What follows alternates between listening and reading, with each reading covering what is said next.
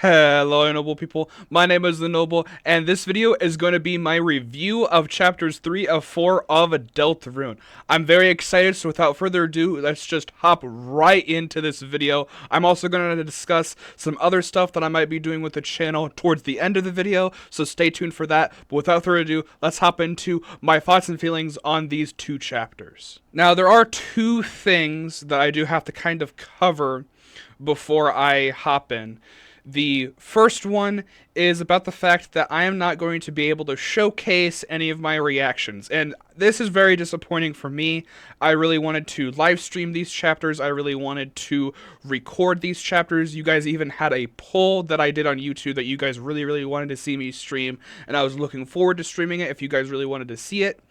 But unfortunately, that couldn't happen pretty much due to the location that I live in and how hot it was that day when Deltarune actually fully released. Basically, if you've seen other of my streams, I can't turn my fan on because it overshadows my voice. Our air conditioning was broken and didn't get fixed until 2 days later, and I live in the country, so I couldn't really open up my window because, one, there is no air breeze, so if I were to open up my window, it would just be kind of more stagnant, hot air in my room, and people were working on their farms and stuff, which doesn't make sense because it was 95. It was 80, but due to humidity, it felt like 95. So I did not want to record and get sweaty, so I decided that I would end stream. There actually is an hour VOD on the channel for chapter 3 before I had to abruptly end it. Luckily, no one was in the chat, and there wasn't like a big audience. There was only like, I think, one person, and they had left. So that wasn't that big of a deal. Now, I could have waited technically. However, knowing what I do know about, obviously, with Deltarune, there's going to be so much stuff, especially since we're literally getting over double the amount of content from chapter 1 and 2 compared to chapter 3 and 4. It's over double the amount. They're both, chapter 3 and 4 are longer than chapter 1 and 2. So I didn't want to get spoiled. So I made the decision to play through it with my fan on and actually not be overheating. And that's kind of why I don't really have any footage or didn't really live stream anything. So if you are wondering why I'm not posting any reactions or commentary videos, that is the reason why. The next thing, before I actually jump into the main topic of this video, I'm going to be talking about theories. Now, it's not obviously going to be full of theories, but I'm going to be talking about some stuff, like I said in the opening. I'm going to be talking about some of the stuff that I'm going to do later in this channel, and also some theory stuff that I am going to be talking about. I do know some people do want to try and stay away from theory stuff, simply because we don't really know full stuff. I know a lot of people have tried jumping the gun when it comes to theories, and I've instantly got something wrong because they missed like a couple lines of dialogue. Now, for me, I'm not going to do like the crack theory things. People are jumping the gun way too soon if they're doing crack theory stuff. We need to have this chapter sit a little bit for a couple of months before we start doing really big theories. But I just want to give in my 2 cents with some theories, and also kind of talk about some of the past theories that might have credibility now that we have chapter 3 and 4. Okay, what are my thoughts on the chapters? Peak. Absolutely peak. So many people, and me included, got Deltarune completely wrong.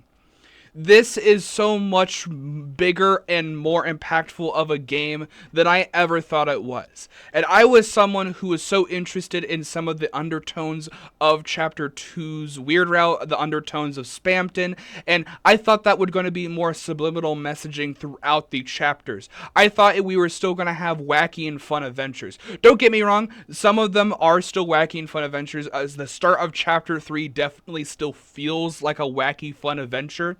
But it's so much more darker and a mature story, and I love that. Tenna is a beautifully written character. The fact that Chris's family went through so much trauma that the actual living room TV got affected by it is insane. There's so much more lore about the Dark Worlds that we work.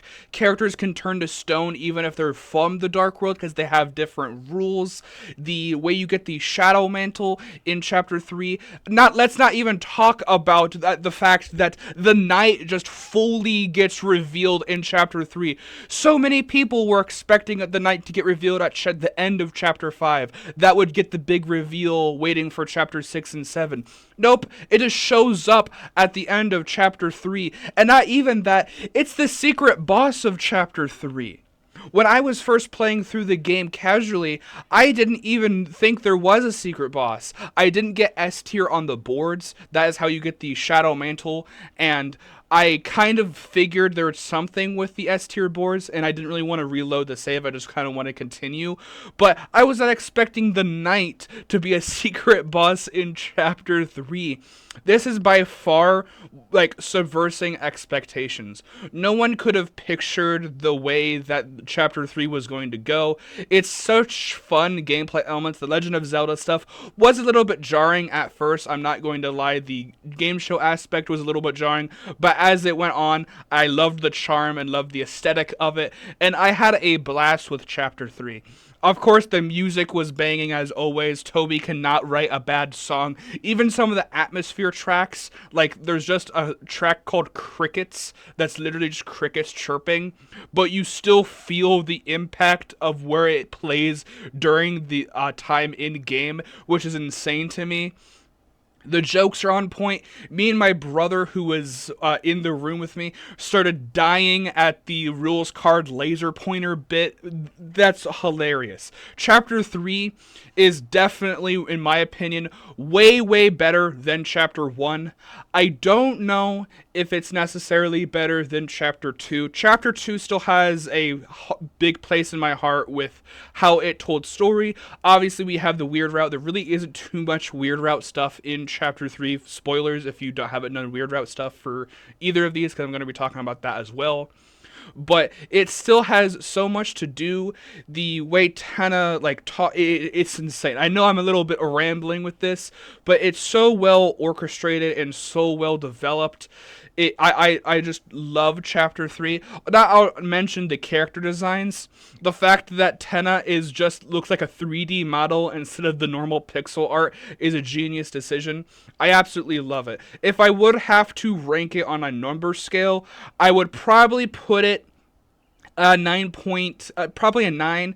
Maybe Chapter 2 is a little bit higher. I'm not 1,000,000% sure. I'll have to replay Chapter 3 multiple times, but from first glance, it definitely is better than Chapter 1 and is almost on par with Chapter 2. So definitely an insanely good chapter, and what I expect, goes beyond my expectations when it comes to what I thought this chapter was going to be about. Now to Chapter 4. Now I'm going to be completely honest. I really thought, before these chapters released, I thought Chapter 4 was going to be worse than Chapter 3. Now, that doesn't mean bad. I just thought that we were seeing so much more content of Chapter 3. Toby was more proud of Chapter 3, and he went on record to say that Chapter 3 is more unique, and Chapter 4 is kind of more formulaic, like we've seen in Chapter 1 and Chapter 2 a little bit. I thought Chapter 4 was still going to be the same good stuff, but not really be any, bigger and better. And as of playing Chapter 3, I really didn't know how Chapter 4 was going to one-up Chapter 3, let alone Chapter 2. I am very proud to say this is the best chapter in the game, let alone probably one of the best RPG segments of all time. To put this in perspective for someone who hasn't seen anything, Chapter 1, 2, and 3 have one Dark World. Chapter 4 has 3 separate Dark Worlds, one which Susie opens up for lore reasons. It's insane. I absolutely love the storytelling. This is the chapter that made me cry, and this is the first time that the game itself has made me cry. Undertale did get me to cry in the pacifist ending, during when Azrael was talking about the other fallen human. That did get me cry. With Deltarune, the only thing that had made me cry was Chapter 2, when the It's a Cyber Worlds first started playing and the beat drop happened. I was so overwhelmed and so happy that I was finally playing Deltarune again that I cried. It really wasn't a story thing, it was more of a personal thing. This actual chapter actually hit me with the story beat. And I'm gonna guess you're gonna know which story beat it is, but it's right at the end of the chapter with Susie and Rouse. That just hit me. Let alone, I now definitely have probably a new favorite character. It used to be Noelle due to chapter 2, but it might be the old man or Gerson. It's just peak. I really don't know how to describe how this chapter is without it, like, me having actual footage, which is one of the unfortunate things about me not really recording this, is I don't really know how to formulate my opinions on these chapters without, like, you watching and experiencing my thoughts and feelings along the way. There's so much going on in chapter 4. All of it, the music in chapter 4 is, while I love the music in chapter 3, it's definitely amazing. The music in chapter 4 is such a notch up. I love that they didn't do Rude Buster for the battle theme. It probably wouldn't have fit the church Dark World aesthetic. I absolutely love the fact that it's still self-contained. I literally thought, and a lot of people thought, we were going to get other characters in a hometown in the chapters. Luckily, we did not, because I'm going to be honest, if they were in the Dark Worlds, it would have definitely brought the whole vibe down. Like, I love Jockington and I like Caddy, but I definitely think if they were in that Dark World, it would definitely bring down the really unique aspect and really dark story that we're getting. And let alone the fact there isn't even like a boss really in chapter 4. It's just the Titan again. Titan. It's the knight again, who gets a Titan by opening a dark fountain in a dark world, which is insane. I absolutely love this chapter. Like, 20, 30 out of 10. Like, amazing content, amazing music. Everything is just, like, amazing. And let's not even forget, I did mention that I did play the weird route, and the chapter 3 doesn't have too much stuff for the weird route. There's one interaction with Rouse that's interesting that I don't really want to talk about too much, because if I do, I'll start going to theory territory. But if you have seen the weird route stuff with chapter 2, or did it or whatever, and thought that this is horrible, this is much worse than a genocide route, hold on, buddy. Chapter 4 Weird Route almost made me physically sick with the content in it. The Chapter 4 Weird Route is so small compared to Chapter 2, but it's so it's so powerful, especially with the fact that a lot of people, and me included, always thought that, obviously, as time went on, we thought that, oh, Chris is probably doing something maybe malicious, maybe they're doing something different, or Chris is the knight stuff. Obviously, we learned that they're not necessarily the knight, possibly helping the knight, maybe. But the biggest thing that you learn from the weird route and just in chapter 4 in general is how Chris, like, what their motivations are. The fact that they still care for people. Like, they still want, they have a need of obligation to continue. They don't want to, but they have a promise. It's so amazing.